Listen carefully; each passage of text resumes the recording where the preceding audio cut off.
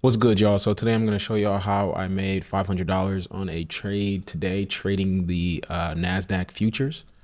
So looking at the chart, let's get right into it. Here we're on a 4-hour time frame. And so the first thing you'll notice here on this 4-hour time frame is we had two pretty large fair value gaps that the market had traded into.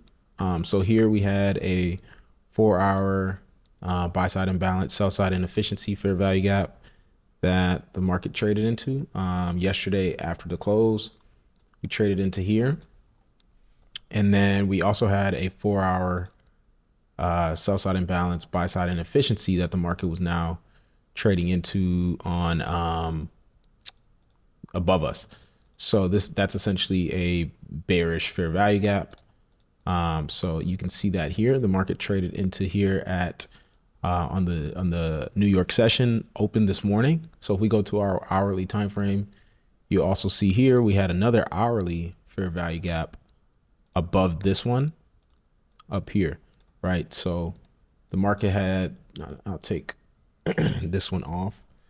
The market had traded at 8 a.m. higher towards this buy side liquidity level up here. And I'll go ahead and mark that as our buy side. And then you can see we had, like I said, the hourly CIVI up here, the bearish fair value gap. Above that, we had consequent encroachment. That's the midpoint of that fair value gap. So going into this day, I was watching for the market to trade into here and then see kind of what the price action would look like. So if we fast forward 1 hour, you can see we did sweep this buy side liquidity from yesterday. That was yesterday's highs. And then we traded into the consequent encroachment of that fair value gap and ultimately rejected it and formed a 1 hour BISI here. So this ended up being the main PD array, discount array that I was actually watching going into this day at the 10 a.m. hour. So if we go to our 1 minute chart, we can see kind of how the market looked going into this hour. So you can see we traded into that hourly gap up here, and then we traded lower. We had a change in state of delivery here, and we traded down to this sell side liquidity that was resting here, right? So we went and swept that, and then we formed a low here, and then this low here. So from here, I was kind of watching for the market to return back into this bullish fair value gap, this hourly fair value gap below us, and see kind of what it wanted to do and if it was going to trade out of here. So if we fast forward here, you can see the market traded higher. We went and took the buy side up here, right? This high here at 953 ended up being some buy side liquidity. We took that, and then we came back down, traded lower, right?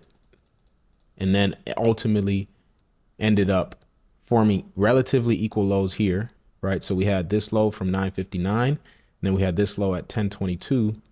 That ended up forming relative equal lows that left sell side liquidity, right? So let's see, this was sell side liquidity that was now resting here. And then the market then trades lower.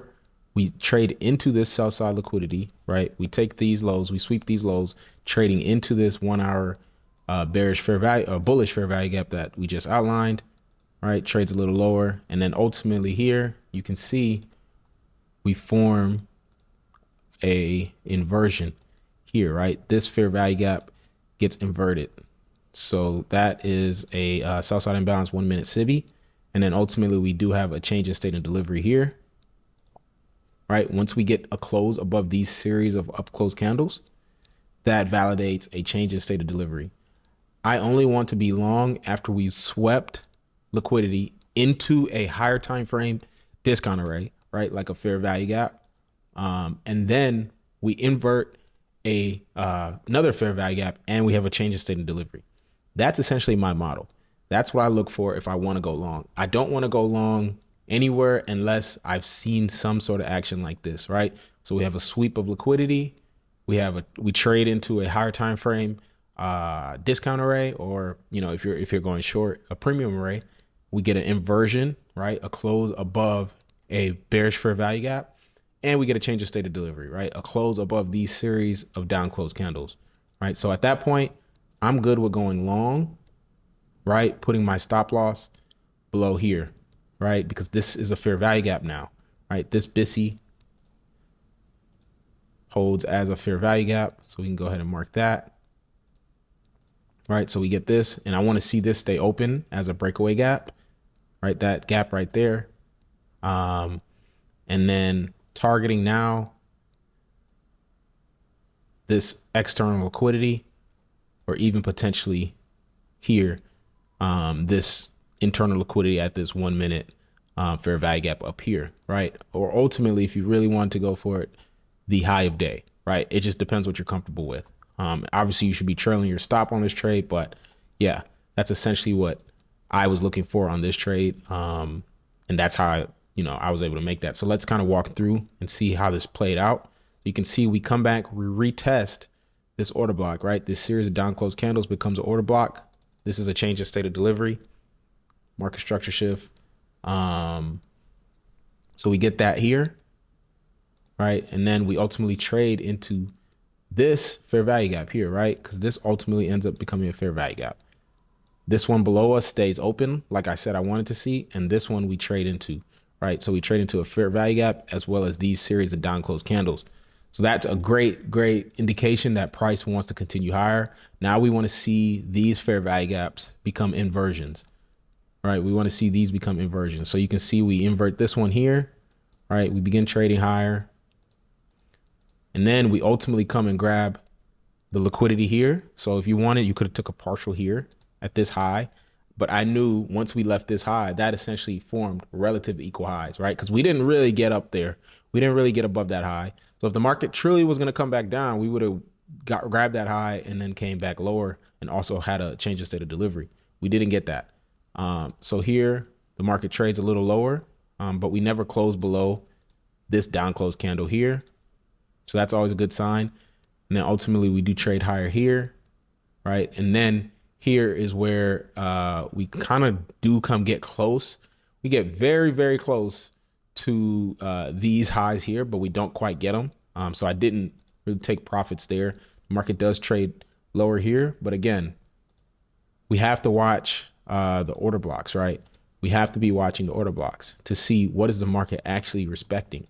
So at this point, the market trades lower here, and we sweep this low here, right? So because we sweep this low and then we go higher, this was also an SMT, meaning NQ or ES came down and swept this low. Sorry, ES didn't sweep this low while NQ did.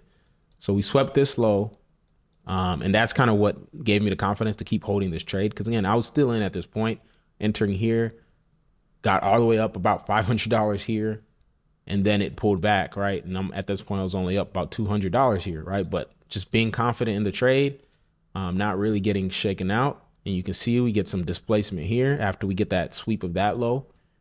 And then we ultimately do come sweep this high, right? Trade down into this gap here. You see this was ultimately ended up holding this fair value gap here. And that essentially provides the juice that we need to go and get our target here for about $500 on that trade this morning. And ultimately you could have kept holding this, right? Because you can see there was really never any reason to get out. Here we had a fair value gap formed, right? And as long as these arrays are holding, there's really no reason. You could keep trailing your stop loss. I just knew I wanted that and I wanted to be out. But you could keep trailing your stop loss, right? Yes, that traded lower, but you can see the body never closed really below this fair value gap, right? So that told me that this was going to continue to go higher, right? So you could have kept trailing your stop, right? Again, we still never closed below this fair value gap.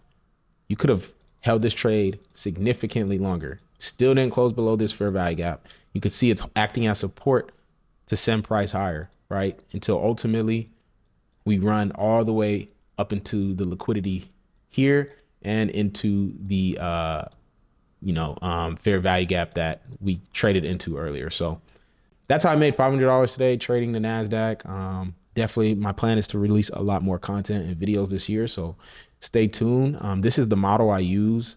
One thing I want to add as well is sometimes Another added confirmation here, we had a SMT. We had an SMT with the S&P 500, right? So meaning the NASDAQ took this low out, this low here. The NASDAQ took it out at 959. We took it out at 1027, while the S&P failed to take that low out. So that's an indication price is going to go higher. When those two assets that are related assets are inversely correlated, then it's a good indication price is going to go higher or lower if you are looking at it from the buy side liquidity. So that's all I got for y'all today. I hope y'all enjoyed this video, and see y'all in the next one.